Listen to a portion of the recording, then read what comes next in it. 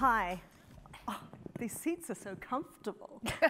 I've spent the whole of the last 48 hours standing and introducing people, and I just wanted to say it's such a pleasure to be sitting down in this panel with these wonderful, wonderful human beings.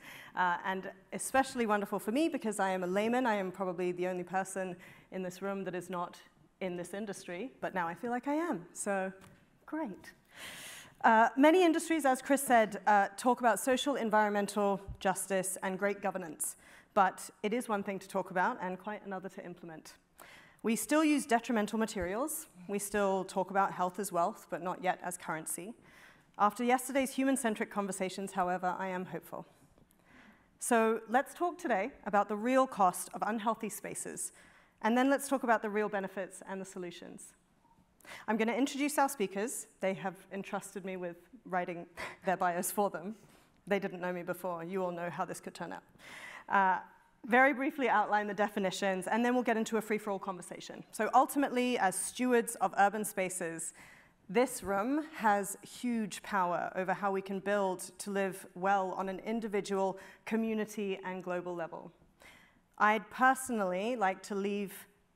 like you to leave this conversation with 2 or 3 specific ideas that you can take individual action on in the pursuit of building for wellness, which really is building for true wealth. And that is something that these 3 women have, over the course of our last 2 conversations, given to me in terms of wisdom of what we'd like to get out of today.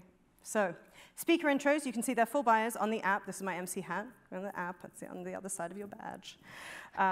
Asha Kazazian Clement has over 2 decades of managing and leading large-scale development projects when she is not managing the partnership's 1 million square foot portfolio across 23 countries. She speaks, mentors, and advocates for diversity and career autonomy in what remains a demographically uneven industry. That is my diplomatic way of saying certain things. I can immediately feel the brevity and the efficiency with which Asha approaches solutions to tomorrow's people and places of work. Yanira Sorrell struck me immediately as the embodiment of community-minded solution finding. From a corporate finance background and so many languages, Yanira brings her worldly, multilinguistic, and human-centered mindset into the world of well-being. In her current role, Yanira provides clients with ESG solutions through WELL, a science-backed roadmap created by the International Well Building Institute, IWBI, the global authority for transforming health and well-being in buildings, organizations, and communities. Their mission is to lead the global movement for putting people first in business decision-making and culture. Speaking of building, finally, Robin Gunther has a lifelong relationship to building health and wellness into the walls, quite literally. I was immediately enamored with a TED Med talk that Robin gave about how healthcare is wealth care. Robin is committed to getting people in the world of architecture and those in the world of healthcare to see that they share a common mission, to protect and promote health. Aren't they amazing-looking women?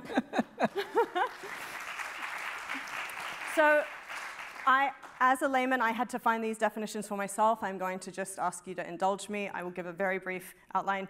Environmental and social and governance policies and practices are increasingly popular framework for sustainable investment.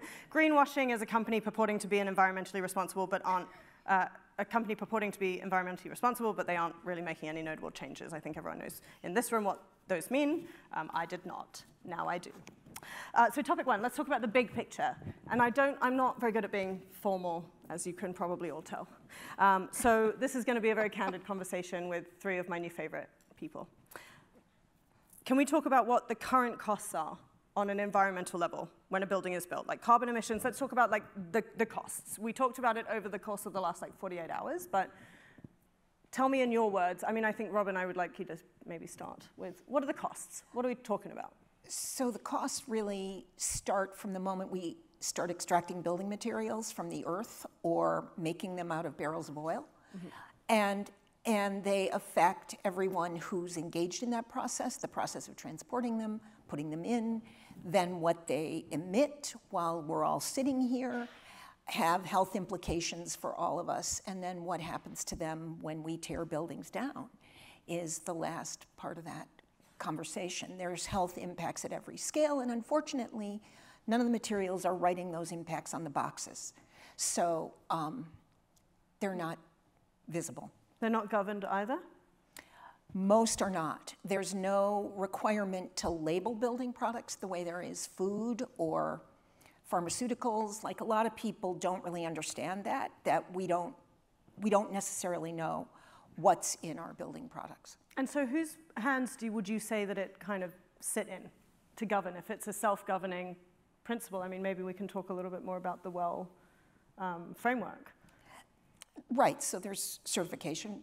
There are certification systems for materials, and there's a kind of grassroots movement, I would say, among building owners, architects, designers, to begin to address this knowledge gap. And I think for companies, it's really looking at supply chains and really understanding what their impacts are if they're manufacturers of building materials, but that's never been asked of them. And so unless we as specifiers and owners start requesting that, it's not happening. But, and certainly in Europe, of course, there's REACH, there's been other work that's been done on chemical pollution in general. But environmental product declarations aren't really going to get into that, a lot of this. So you can't rely on them. Yanira, thank you, Robin. Yanira, can you speak to that a little bit more as well? So yeah, so from the WELL building standard, we do have features that pertain to materiality, and there's specific standards. These are all science-backed and researched. What the bad chemicals could be, the maximum levels of VOCs, for example, or formaldehyde.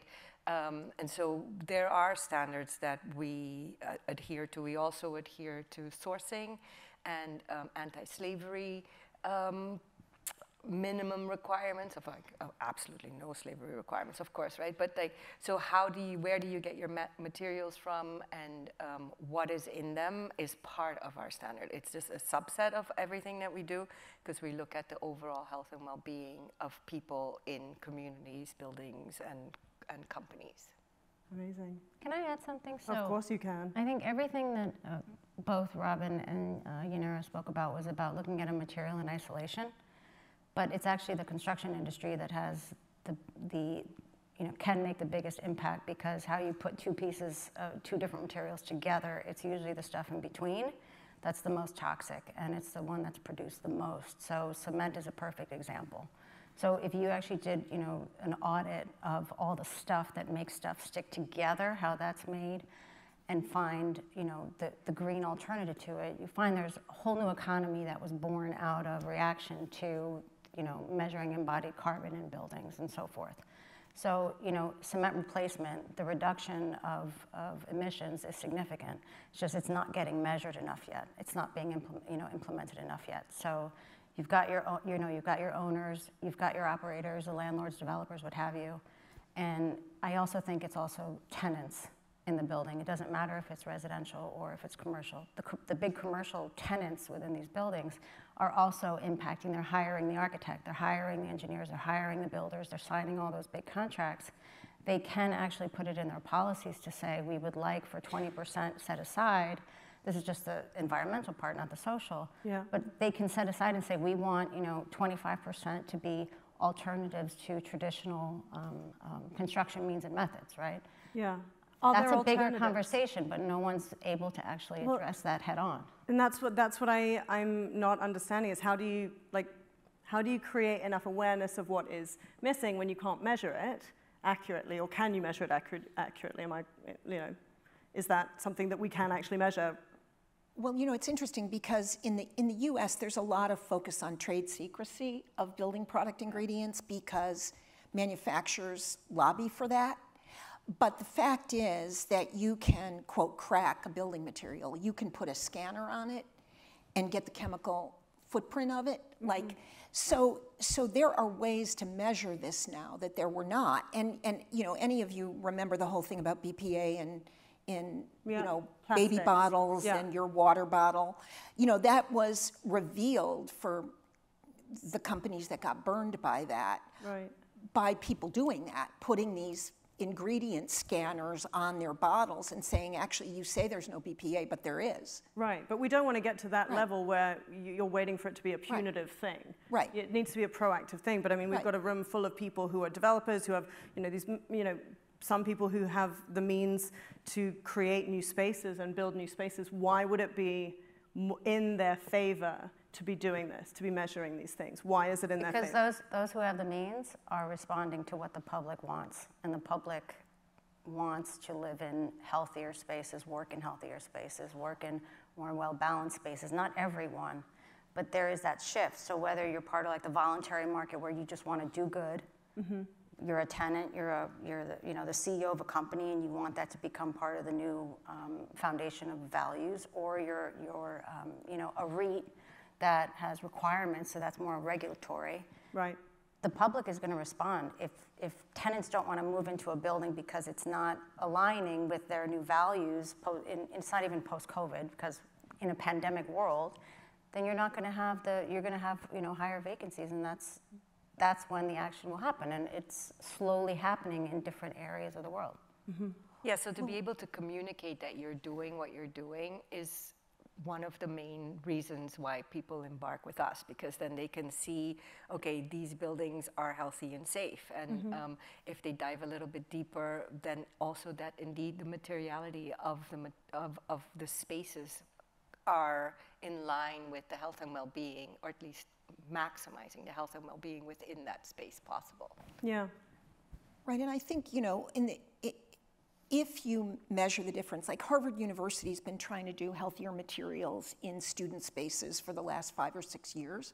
Okay. They've really been on a kind of real program to do that, and they had the Chan School of Public Health go into spaces that they've redone and look at the composition of the dust, right? Because they finally asked, does this make a difference? Like, we're doing this, but can we see that it matters? And in fact, the composition of the dust was quite different. Those chemicals were not present in the dust where they had refurnished the rooms, but they were present in spaces where they hadn't done any refurnishing or renovations in a while. And so they said, well, we may not quite know how this dust composition impacts people's health, but we certainly know that our decision not to use these chemicals has made them disappear in the spaces, right? Which is amazing. It does prove out that way. I think I also wanted to, I know I'm going a little bit all over the place, but we're going on the same trajectory in my mind that is good. Because you talk about, in the TED Med talk that you had, about how it doesn't actually cost any more to be healthier in your space. And we had there was an example, an amazing example about hospitals and vinyl, and people who were essentially living in these hospitals and walking on vinyl, and what was the impact on their health? Well, you know what has happened in hospitals is that it was OSHA actually that went, the occupational safety and health people, who noticed that there was really a lot of adult onset asthma in healthcare workers, and they couldn't figure out where it was coming from.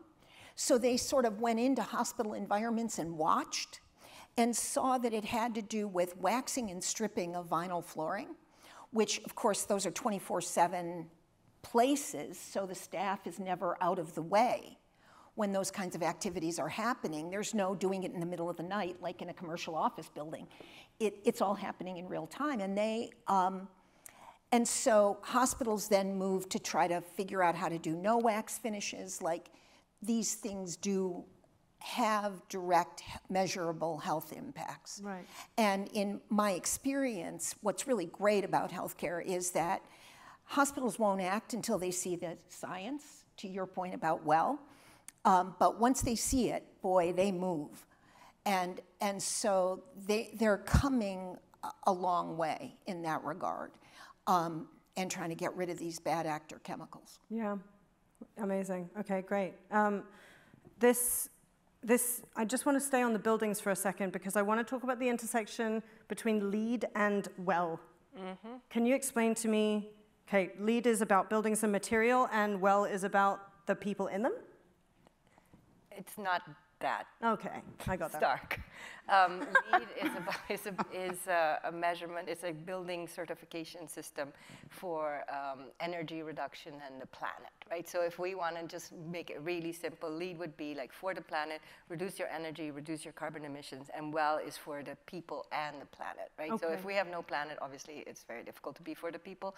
So 20%, about 20% of our standard overlaps with LEED, so we see buildings often do both WELL and LEED. Like your space is going to be both LEED and WELL certified. So we complement each other a lot, and where LEED stops with the environment, we go on for the people. So it's all about the health and well-being of people in the spaces. Okay, and Asha, thank you. That's a much better definition than I obviously made for myself.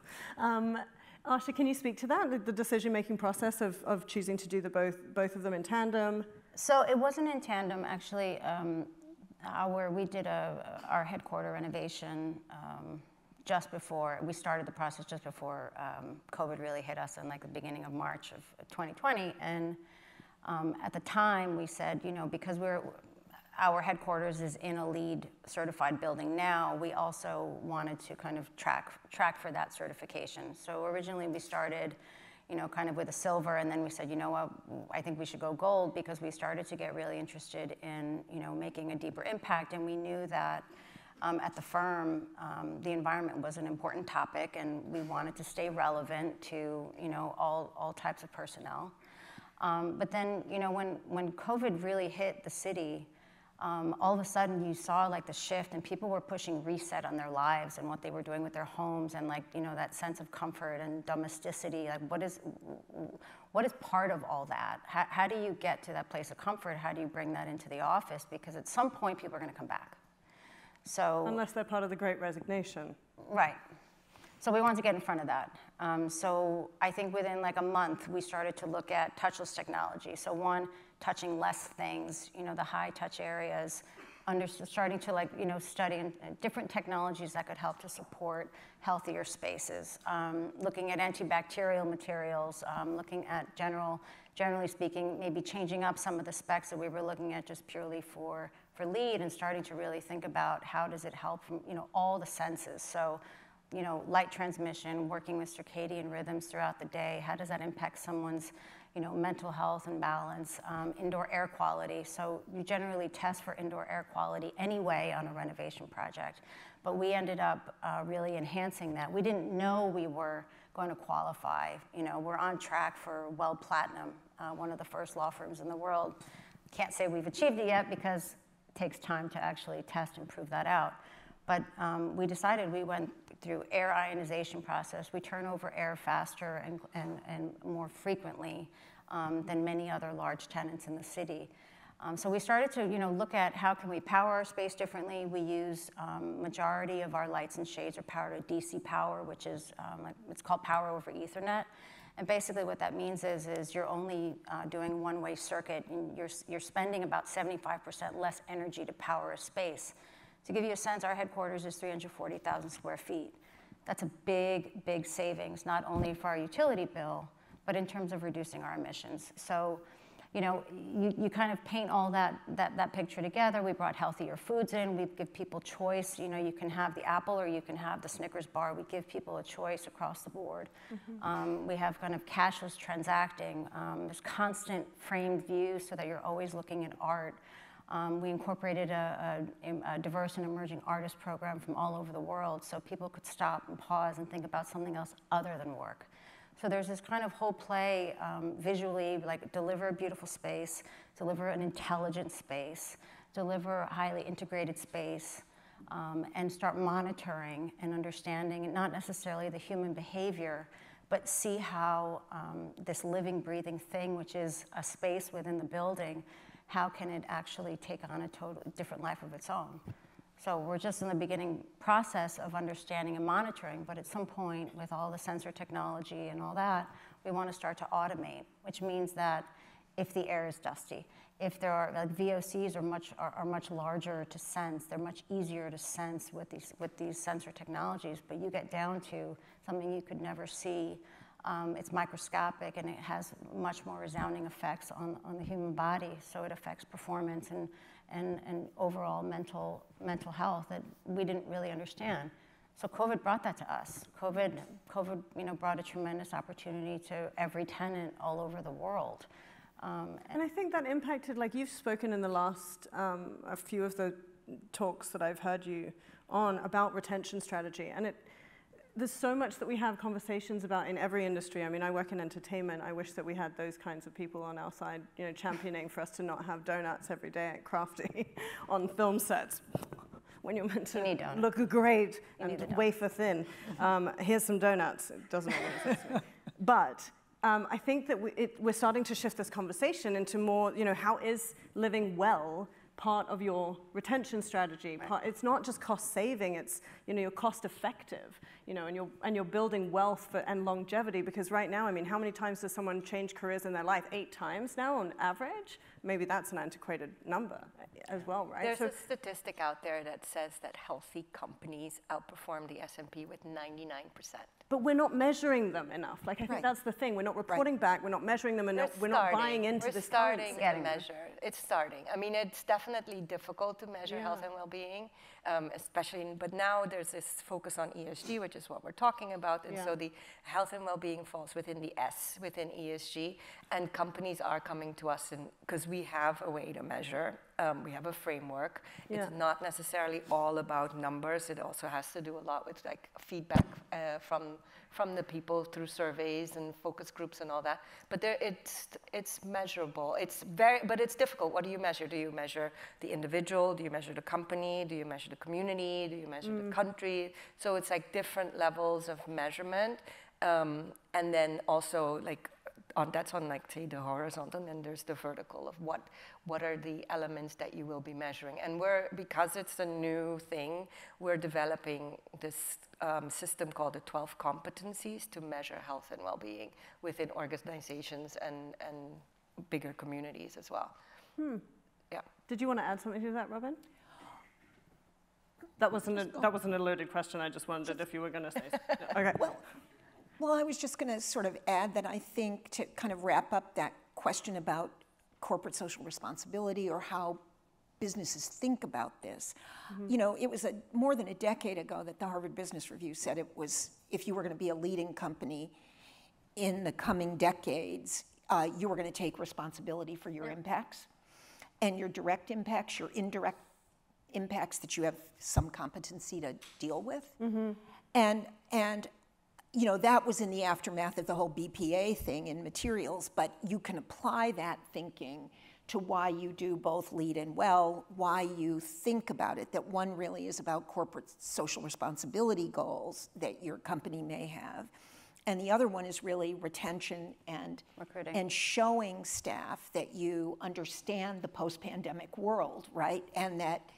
And changes in workplace and the need to go outside and the ability to go outside and to really breathe better air. And I think that's what everyone's looking for. I think it's interesting. I'm always about the why. I'm always about why someone is going to do it. What is compelling someone, or a business or an organization or a group of people, what is compelling them to do something about it, like really do something about it? Please. Because we are on a downward spiral. Yet I am the most optimistic than I've ever been in my entire life. Go on. The more we get hit with in this world, the more opportunities we have to innovate, to really, exercise our curiosities, to seek out things. We all sat home for 2 years and we watched a whole lot of Netflix. And some of us, just zoomed ourselves to death. Others, you were on some webinar about something. And some people really put it into action, and they, someone who's interested in, growing bananas decided they wanted to learn how to make a car. Well, if you do that, 100 times, you start to realize you make all these connections across this crazy planet, and you see the connectivity, and you understand like the massive impact that networks have. COVID gave that to us. COVID gave us the ability to understand, yes, there's always capital out there for something, but there are major needs. It's like, I'm a tenant, right? I'm one person in a company, and that company has, you know, we occupy 1 million square feet. Well, guess what? There's 66 million square feet in New York. There's 2.4 trillion square feet in the world. In 40 years, if we don't do anything, that number's going to double. And that means it's basically a new New York City every 34 days for the next 40 years. If we don't, each one of us, recognize that we have the power with our opinions or to raise our awareness or to go to interesting summits, like I'm a techno junkie, and I like to understand how can technology help us to facilitate reacting and responding and creating a better place in the world. Or more World City conferences like this. Right. That's what I mean, that's, right. But that's what it's about. I am truly, truly optimistic, but everyone really needs to have that same enthusiasm, and it doesn't matter what it's for, your station in life or your position in a company. We all have a very, very deep part to play, and we got to work a lot harder to make those connections so that we can start to innovate. Because otherwise, we are headed for a very, very dismal future. Yeah. Sorry to sound... No, but it's okay. We're all here together now. We're going to fix this problem. It's fine. We got this collectively. We have 1 minute and 23 seconds just being MC for a second. Robin, you were going to say something. Well, I was just going to say that I do think that we have to think about, as we're at this inflection point in society, moving from fossil fuel powering of our buildings and our cars, our transportation system, that it's really that use of fossil fuel has driven a petrochemical industry that makes a lot of the products that we have in our buildings. And once we don't need to use oil for transportation or for energy in buildings to generate electricity, all those equations change. And I think as a society, we have to be ready for that, because the last thing we want to be doing is extracting oil to make petrochemical building products, when they're a little oxymoronic to begin with in buildings. Nice. Yanira, did you have anything to add to that? I mean, you know, it's such a big question that you just raised, and it's like it's easy to be like the deer caught in the headlights, but I do believe that we're seeing so much advancement into how companies and building owners are focusing now on the right measures, not only in terms of the environment, but also the people.